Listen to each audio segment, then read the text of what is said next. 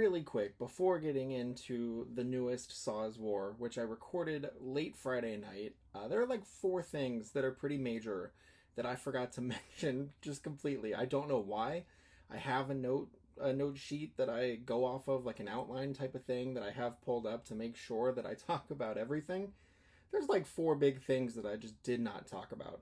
So, number 1, AJ Styles is the number 1 contender to Cody Rhodes' undisputed WWE Championship after beating LA Knight on SmackDown. That's going to be awesome. That'll take place at Backlash. I believe that'll be the first official title defense for Cody as well. Going to be just top to bottom. That looks like it's going to be a great card. Secondly, WWE related. While the big segment was going on with Solo Sikoa and Tama Tonga beating down and bloodying up Kevin Owens, all of the fans were like thunderously chanting, "We want Roman." And if that doesn't prove that he's going to be just a monster babyface when he comes back, he's finally going to be the super over babyface that all of this has been building towards. It's going to be electric. That first Roman Reigns return, especially if it's not advertised, unannounced, if he just comes back, that's going to be incredible, and I cannot wait. If the fans are already this frenzied, like wanting him to be there, like and chanting for him, it's only going to get bigger and bigger as this kind of story unfolds and we see this Solo-led version of the Bloodline kind of like take over.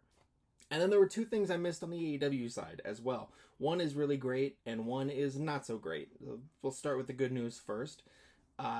Congratulations are in order to Ruby Soho and Cool Hand Ange, who I did not know they were actually dating. They had their on-screen romance storyline, but she announced on pre-taping of, I believe it was Collision, it might have been Rampage, I'm not 100% sure, but she announced that she was expecting their first child together, which is really cool. That I think they're going to be really cool parents. So congratulations are in order to the 2 of them.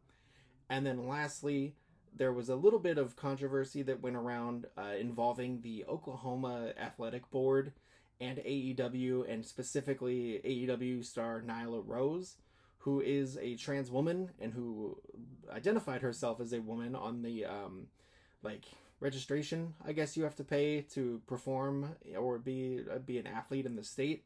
Not 100% sure on that, but they were saying that AEW could face steep fines and Nyla Rose could have her license revoked over all of this, which is just dumb. It's so archaic, like backwards thinking, especially in a lane like pro wrestling where, you know, everything is kind of choreographed out and pre-planned. Like, I don't understand it. It feels so weird and backwards and outdated. And Nyla Rose on Twitter absolutely was a menace to people trying to troll her about it and bring it up about it. And that was great. She's always got time for the Twitter trolls, and it's usually pretty good to see. And more importantly than that is AEW really stepped up their support behind her. Tony Khan came out basically ahead of it and was defending her and her place in AEW, and I really hope that they do something where they go back to Oklahoma and she's main eventing the show. Something like that, I think, would be another way to just kind of stick it to them. Because when you have people from Oklahoma, like prominent people from Oklahoma, like Jim Ross coming out and saying, like, this is so stupid, I don't understand. It just feels so backwards. So shout out to Nyla Rose and to AEW for taking such a firm stance and defending their superstar like that. I think that's awesome. Anyways, that's everything I wanted to run through really quick. Here is the rest of the show. Thank you to everyone for watching. See you next week. Welcome into Saw is War. My name is Dustin, and it is a great day to talk about wrestling because this weekend we have AEW Dynasty, which looks to be one of their best cards in recent memory, which is saying something because their shows are pretty consistent, but we'll get to that later.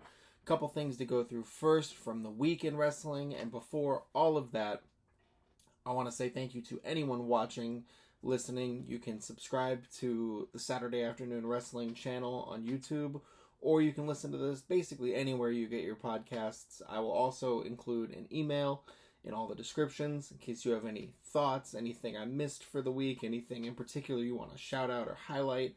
Please, you can drop a comment directly on YouTube or shoot me an email. Either way, very appreciated. But before we get into AEW and everything going on over there, a couple things happening in the world of WWE that were pretty big this week. So hop into that really quick, and then we will get to the pay-per-view, preview, predictions, and all that good stuff. So, unfortunately, the week started off with a bit of a bummer as Rhea Ripley was forced to vacate the Women's World title due to an injury that was apparently suffered sometime during last week's backstage segment where she was attacked by Liv Morgan. It's a shoulder injury, and apparently she'll be out for months, which is why she had to relinquish the title. But it did make an interesting conversation online because there were a lot of people that were like, well, Seth Rollins didn't relinquish his belt and he didn't wrestle for months with his injury maintenance. Roman Reigns' whole gimmick was that he didn't wrestle very often. So why would it be enforced for Rhea Ripley? Like, what's the double standard here? And honestly, I'm not sure because in the scope of the women's division, she, I would argue, is positioned pretty close to like the top star in the women's division for either show. I don't know if this was like a group decision or something that she kind of wanted to do to, keep it moving and keep giving other people chances or what the deal was, but it is certainly kind of odd that she would be the one to relinquish a title to injury when the others just kind of, it just went unaddressed. It was just kind of like the things better left unsaid. So hopefully she has a faster than expected recovery and can get right back to, her spot in the main event scene, putting on absolutely great matches. And it does make for an interesting conversation as well as to who might pick up the title in the meantime. Obviously, Becky Lynch has not been seen since WrestleMania, and there was a lot of talk about her contract status and if she was going to be back or if she was going on an extended vacation. That might be coming up due soon. If the injury is not going to be extensive and only keeps her out like a month or two, I could see them also putting the belt on Liv Morgan. It does make a lot of sense given the story going on between the two of them. It kind of writes itself. Could also see someone kind of getting switched over from SmackDown to Raw and picking it up that way. But I'll be curious. They announced a battle royal for this coming week to crown a new women's champion, which seems crazy that they would do it on Raw and not on the pay-per-view coming up, Backlash. But hey, if it leads to a good match and exciting stuff, then I'm all for it, especially on TV like that. And that kind of has been the MO for this new regime, this new Triple H era. So I'm really curious to see who they pick to be in it, and more importantly than that, what direction they choose to go. We also had one exciting return as well with Sheamus returning from an extended time missed with injury. I don't think he's wrestled since, I think it was WrestleMania last year, or Clash at the Castle last year, and he's been out ever since, and he came back. He had a great match with Ivar where he did not look like he had missed much time or lost a step or anything, but he did not look like his normal cut self, and that led to a lot of online like memes and bullying and all sorts of stuff, and but Sheamus actually took the time to tweet about it and reference it and said basically, go ahead, get your memes out, get your laughs out. I'm asleep in the gym basically now after this. I was called up early. I was supposed to come back at the draft period, but instead they called me back early, so here I am. And it's interesting because I really enjoy the Celtic Warrior workouts that he does on YouTube. So I'm hoping that him coming back means more of those are going to be coming soon again.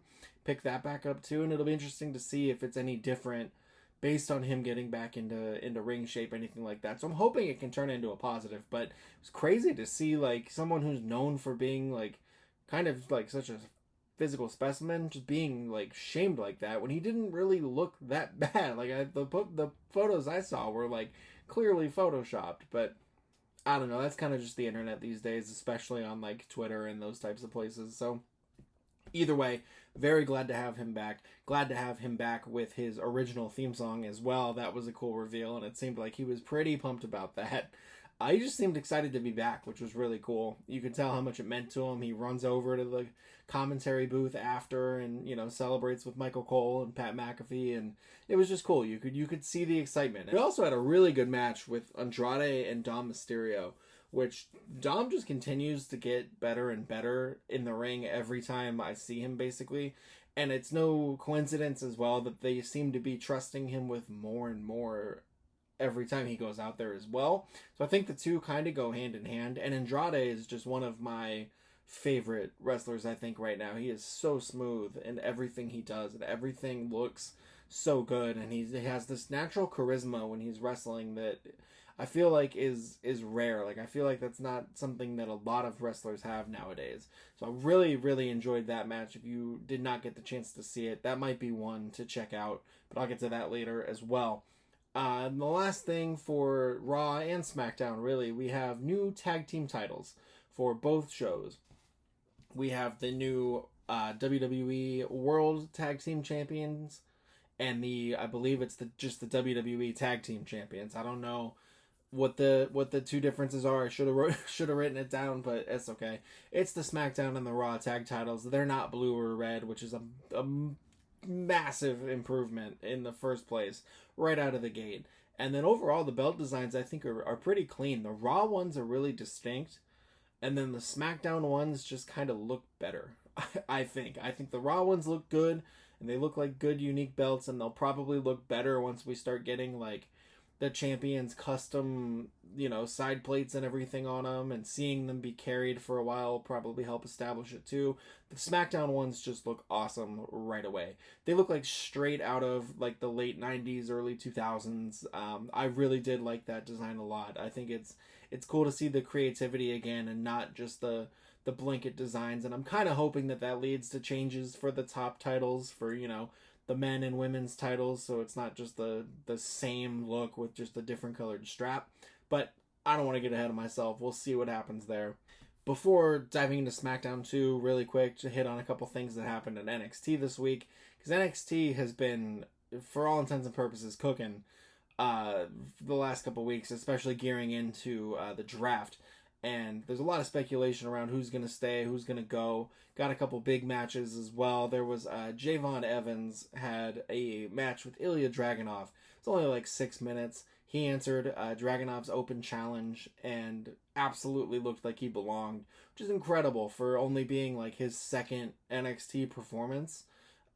He's so much potential right there. And I felt like he did a good job hanging in there with Dragunov as well. Like, it didn't look like he was completely overwhelmed by the moment, and putting him in there with, their champion like that for a showcase like that feels like they've got a lot of trust in him. And so that's cool to see when he's so young. Yes, he was established a bit on the indies as well before, but still with that kind of youth, there's just so much potential for, not only his in-ring development, but his character work and the storylines they can start to put him in.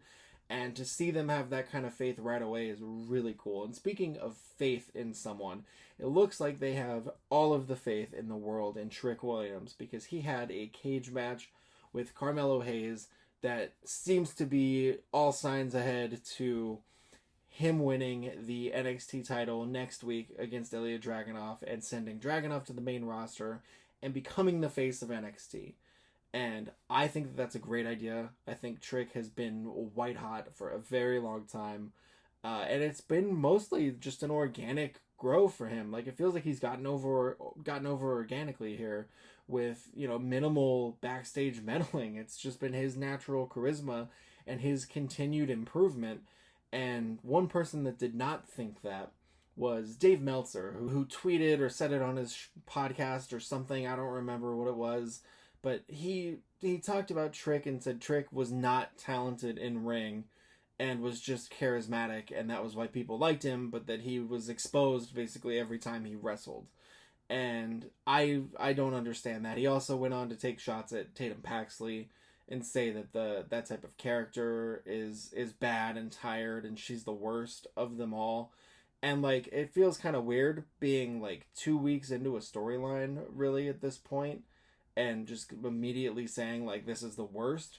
But I don't know. That's that's the type of stuff that people are paying those premium Patreon prices for, I guess. I don't know. The Trick Williams stuff is stupid. Like, it doesn't matter if like NXT is there to be a developmental brand. Like, whether they treat it as a third brand on equal footing, or they treat it as a developmental, or they try to do both when they need to do both for a given broadcast, does not matter. He is there to learn and get better. And the fact that he is also like a white hot supernova babyface right now that you can basically put the belt on and then make the story him growing into being a champion feels like a no-brainer to me. And like, I don't need him to be a 5-star work rate guy to enjoy his reign and be invested in his growth and his development. They could put him on the main roster this week, and I would probably think he definitely belongs, and you could just give him the same stories and let him grow and let him build his confidence. Yeah, I don't know. I'm really, I don't put a lot of stock into that and into that kind of thinking of, oh, he's not talented at all, he's just charismatic. It's like, no, you probably need some combination of athleticism and skill and charisma to get to where you are. He's not just getting these big matches because crowds chant "whoop that trick" when he comes out, I don't know. So we'll see what happens with this title match. I'm sure there will be people that are not happy if he does win the title. Not just because Dragunov is so good, but now apparently because of the detracting of Trick and this narrative that he's not, I don't know if he's not good enough or not deserving of it or who knows. So we'll see what happens with that. I don't want to get, head out over my skis here. Do want to talk really quick about the person that Trick faced in that cage match last week, which was Carmelo Hayes, who seems, losing to Trick for the second time in a row. Feels like he has got to be coming up in the draft here pretty soon. He's got to be bound for SmackDown or Raw. Just because I can't see him going back to NXT and like challenging Trick again after losing, or even especially if he wins the title, like he can't just come back and be like, you beat me in a cage. But so we'll see what happens with that, but I think he is more than ready for the main roster. I think he's going to be an absolute star. I'll be curious to see if they try to keep him as a heel or if it's just a clean reset and he's a babyface right away again. I know there's always been the conversation of, people don't watch NXT that much. Like the main roster audience does not watch NXT enough to know who everyone is, which doesn't seem to be true anymore when you see like the reactions that someone like Trick or even, the Raw After Mania where you had Roxanne Perez and Dragunov both wrestling on the show. It feels like that's kind of changing a little bit. So I'll be really curious to see what that reaction is for him. And if they keep him as a heel, might take a little bit longer because I think his high flying offense is more suited to that charismatic babyface role. But he's been awesome as a heel, so I honestly, you could go either way, and I'm gonna be heavily invested in whatever his storylines end up being, wherever they end up deciding to put him. SmackDown was another consistent episode as well, followed up on a few big things from the week before. Tama Tonga absolutely demolished Kevin Owens.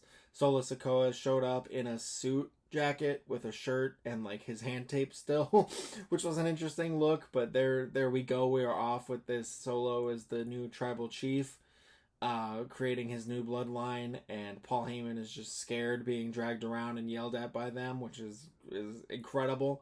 It's a great use of Paul Heyman, but this was a throwback right here because we had Tama Tonga driving his car into Kevin Owens' rental car in a move straight out of like 1998, and then they drag Kevin Owens to the arena and like beat him and bloody him up like crazy, which looked like really good for a while, and then once he got near the ring and into the ring and was bleeding like everywhere, it looked super fake. I don't know if it was. Probably wasn't, because Kevin Owens is a madman, but it looked like so much blood that it was like, I can't believe that this is real and they're just showing this. But we'll see. If Monday the recap comes and it's in black and white, we'll know. There were a couple unfortunate stories to come out of SmackDown. Specifically, some superstars were released and they confirmed their release. In the case of one, they tweeted out that they quit, but it was later confirmed that they were released. So Xia Li, Jinder Mahal, and Zion Quinn were the first three to be announced as released, and then as well a couple hours after the show it was announced that Sangha and Veer were released. So they released the entire stable.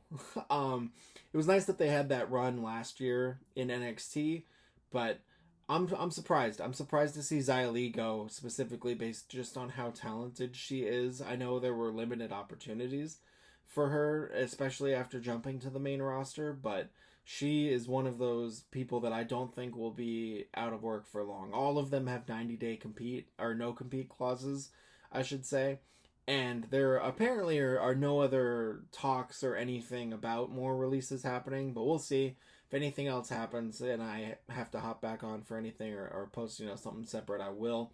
But hopefully not. It's always a bummer to see people released, even if they, aren't getting as much to do. Even like someone like Jinder Mahal, is a former champion. He was used sparingly. I think the last time we saw him was when he was in the ring for the Rock's first return before the Final Boss storyline.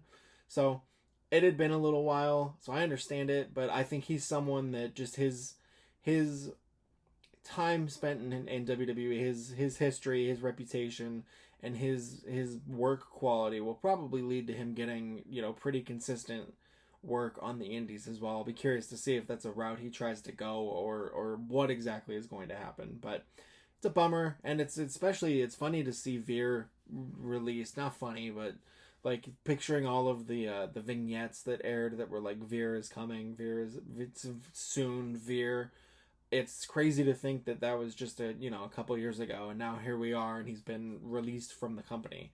And then in the main event, we had Bayley defending her women's title for the first time against Naomi in a really good match, and I was kind of curious, how it was going to end and what they were going to decide to do, and I was kind of surprised because they ended up going a route that I did not expect, which is Tiffany Stratton interferes, and now we have a triple threat match set up for, I believe, Backlash, which is Bayley, Naomi, and Tiffany Stratton right into the main event scene for Tiffany, which is awesome for her.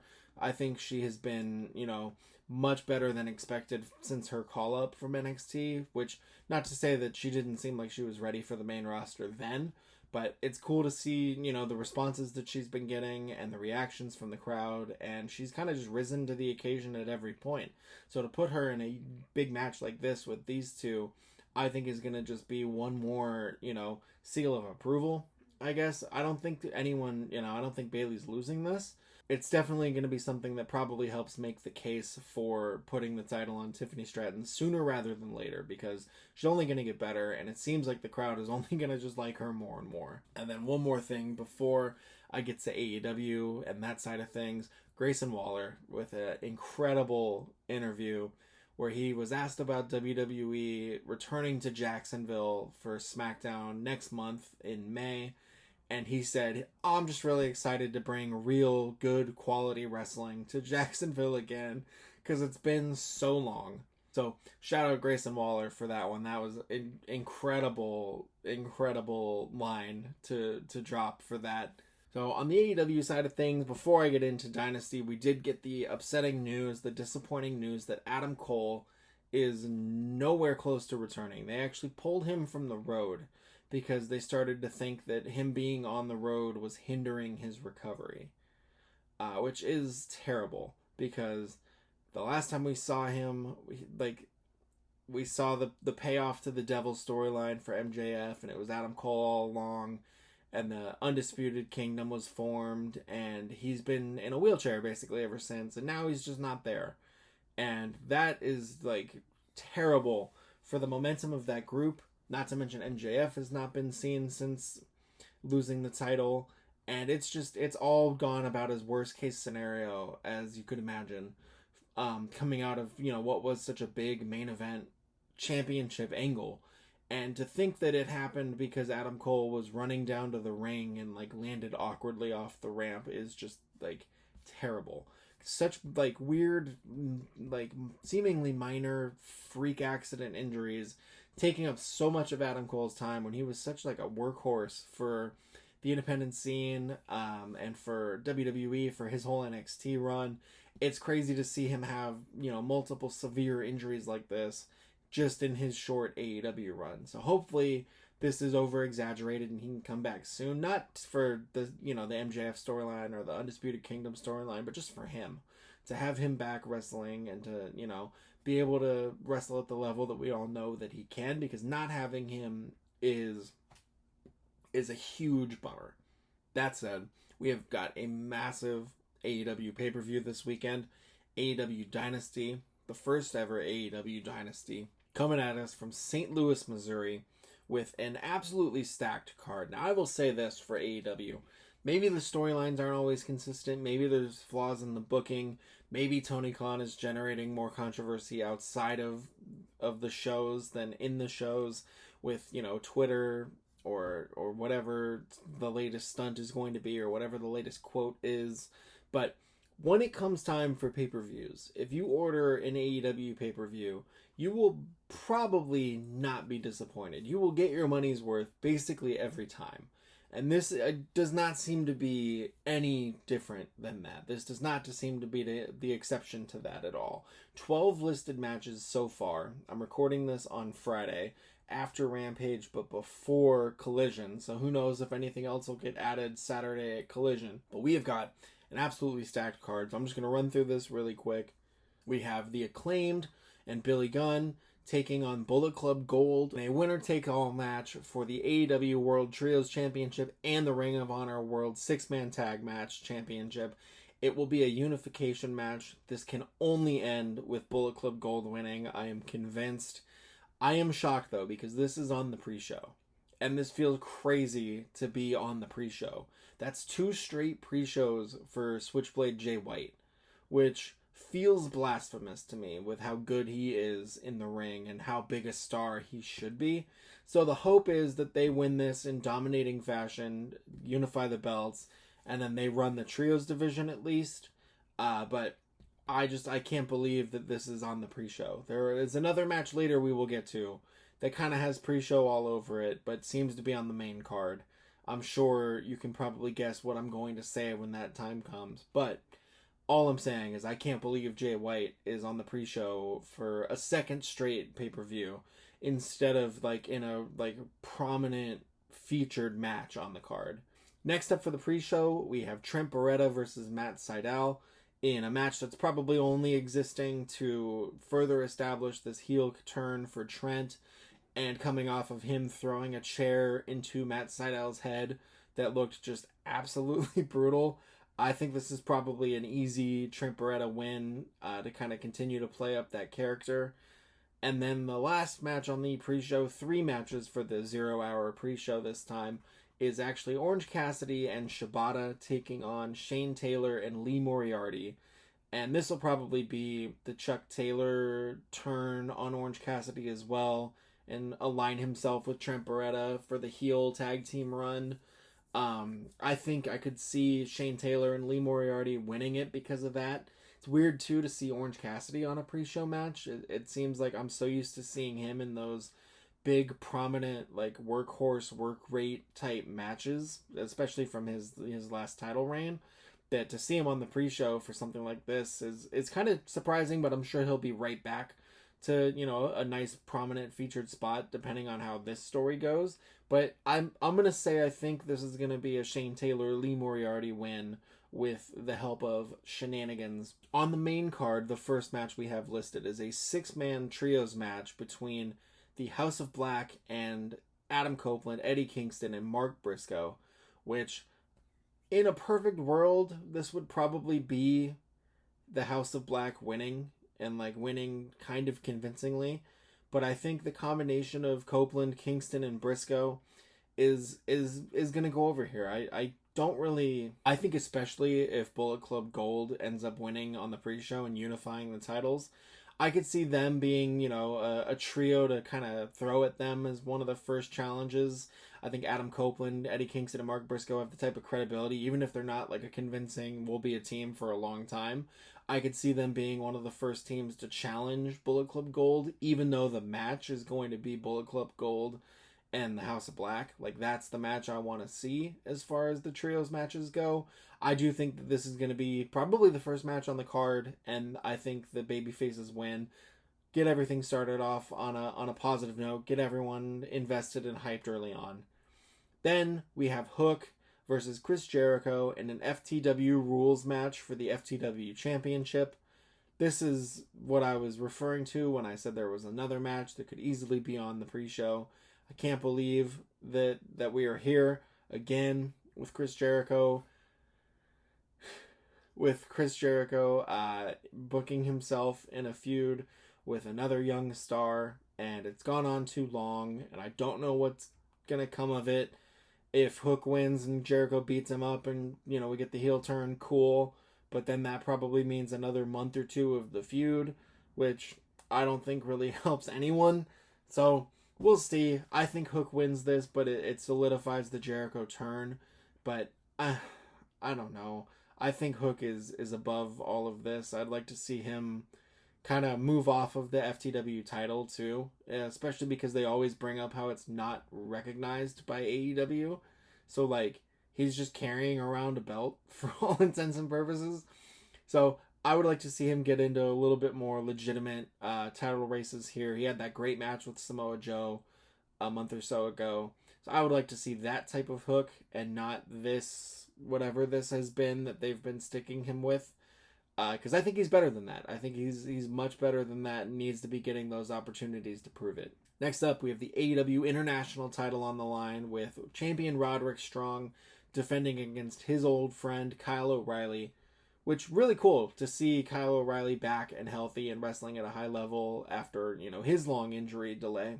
But I think this is one of Roderick's, if not his first title defense. So I don't think there's any way he's losing this early. I think it'll be a great match, though. This might be like the best match on the... Actually, no, looking at the Wikipedia, there's two that are probably going to be better than it. But I think this is going to be right up there as far as like, wow, that was a really good... I didn't expect that to be as good as it ended up being.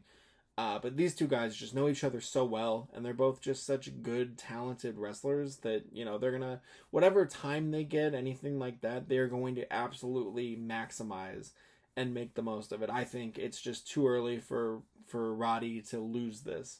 Next up, we have Julia Hart defending the TBS Championship in a House Rules match versus Willow Nightingale. I'm kind of torn here. This could go either way because the seeds have all been planted basically for Mercedes Moné's first match will be against whoever wins this match, and it makes more sense storyline-wise for it to be Willow Nightingale. But it also feels like we're right in range for a Chris Statlander heel turn, betraying Willow Nightingale and like embracing the dark side.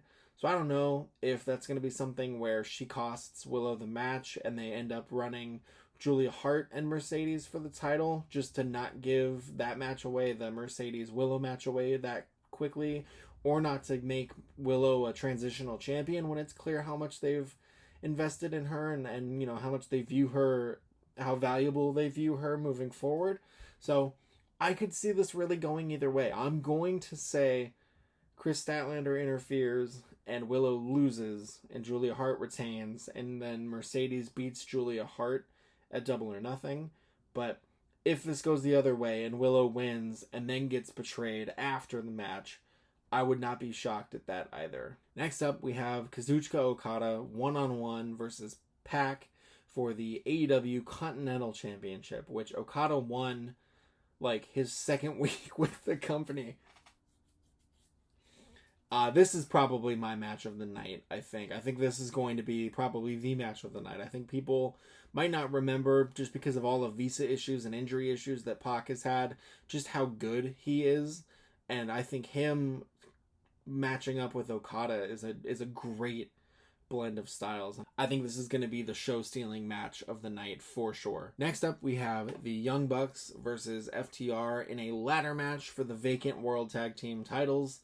And this feels like I think I said in the last video or in the last episode, or even in just a different video from during the week. This feels like this is the Jack Perry return. It was reported earlier that he was done with New Japan and had finished up his obligations with them as of Windy City Riots. So it feels like we are at the point where he comes in, helps the Young Bucks, aligns with the Elite, and we are off with the heel stable. So it makes sense to just put the titles on them and let them run for a bit, especially if they're bringing Jack Perry back into the mix. And then we see what the squad can do, what the faction can do with Okada, the Young Bucks, and Jack Perry. Next up, we have the AEW Women's World Championship being defended. Timeless Toni Storm takes on Thunder Rosa. Toni Storm, the champion. Thunder Rosa never lost it, had to relinquish it due to injury. I'm really glad Thunder Rosa is back. I think the women's division really missed her while she was out with injury. I think that, the story of I never lost it, I had to give it up is always a good one for wrestling. It's always good for a title match. But it just feels like Timeless Tony Storm, the direction that they're going with everything, it just says that this is gonna be a Tony Storm win. Maybe plant the seeds for, her and Mariah May sometime down the line. But I really think that's the only way that this can go, is that kind of, that student surpasses the mentor type of storyline. That's kind of the only way I can see it going, where, you aren't then stuck with, okay, well, Tony lost the belt to so and so. What does that character do now? Because the character was born from losing the title in the first place. So I don't know. I'll be curious to see what the developments are here for the overall story. And I do think it'll be a very good match. But I think this is going to be a Timeless Tony Storm win. Next, we have the dream match that I think everyone is excited to see. Will Ospreay versus Bryan Danielson in just a one-on-one singles match. Two of the best wrestlers. In Bryan's case, probably one of the best wrestlers ever. Will Ospreay, one of the best wrestlers of the current generation. This is going to be great. This is going to be a really interesting combination of styles. I'll be interested to see how Will Ospreay alters his high-flying style and his high-pace style to fit Daniel Bryan, and I'll be curious to see, just what it looks like, because Bryan Danielson is a workhorse, so I'm sure he can adapt to whatever it's going to be, and he can kind of always seem to dig deep into a different gear to put on these show-stopping performances. But I can't fathom Bryan Danielson wrestling a Will Ospreay paced match at like full go the entire time. I think this will have to be a back and forth. I think it's going to be just an absolute classic in terms of just everything inside the ring. I think is going to be great. I think there's probably going to be some outside chicanery from the Don Callis family, who it seems like every day we are inching closer towards. They turn on Will Ospreay. We have the big feud and we're off and running. And I've thought about this a lot. I've gone back and forth on it a lot. But I think Will Ospreay wins just because he has not taken a loss yet in AEW. He has been built into a massive babyface. And I think him winning and turning down the outside help and interference from the Don Callis family in, a show of respect and a great acknowledgement afterwards will go a long way towards both fueling the story of the split and establishing his credibility moving forward, as well as like just a pure babyface. But who knows? Bryan Danielson has won these types of matches before when I thought he was going to lose. So I really do think this is probably the one on the card that could go either way. You could tell me they wake up on Sunday thinking one thing and then decide to change it at the arena, like right before the match goes on, and I would probably believe it, because I could see the case for either of these guys winning, but my gut instinct says Will Ospreay. And last, we have the AEW World Title match, the champion Samoa Joe, the challenger Swerve Strickland. Everything is set for this to be a crowning achievement for Swerve Strickland. I think that it makes tons of sense to put the belt on him. I think he is a white hot star for them, which is crazy because it came out of like just a sadistic heel run that somehow got him over with the fans and turned him into a pure babyface here. The one thing that I could see here is wanting to keep the title on Joe a little bit longer and bringing in Adam Page to interfere and to kind of keep that whole story going with him and Swerve. But I think it makes more sense to set up Hangman as the first challenger for a new champion Swerve. Honestly, I think that the time is just too perfect for this. Like, it worked out so nicely to have this show here in the middle of this unprecedented run for Swerve, and just how over he's continued to get and continued to be. And this feels like the perfect time to cement his status as the top guy, make him the champion. Samoa Joe is always going to be a credible challenger as well. It doesn't matter how long he holds the title or doesn't hold the title. I think he is always a legitimate threat. Just basically whenever you need, you just put him in a story and you're gold. But this feels like Swerve's moment. This feels like it needs to end with Swerve holding the belt. We need, the confetti. We need Prince Nana doing the dance. All of that, because Swerve is a megastar. I think he's more than ready to be that top guy. And I'm very excited to see what a world champion Swerve Strickland run looks like, because that dude is endlessly creative. One of my favorites in AEW. Those are my thoughts for AEW Dynasty. Let me know your thoughts, any matches you're excited to see, or predictions, any thoughts like that. Please hit the comments, send in emails, anything you'd like. That's going to do it for this episode of Saw's War. Appreciate everyone watching, listening, wherever you are. Like I said before, you can always subscribe on YouTube or anywhere you get your podcasts. I hope everyone has a good weekend and enjoy AEW Dynasty. We'll see you next week.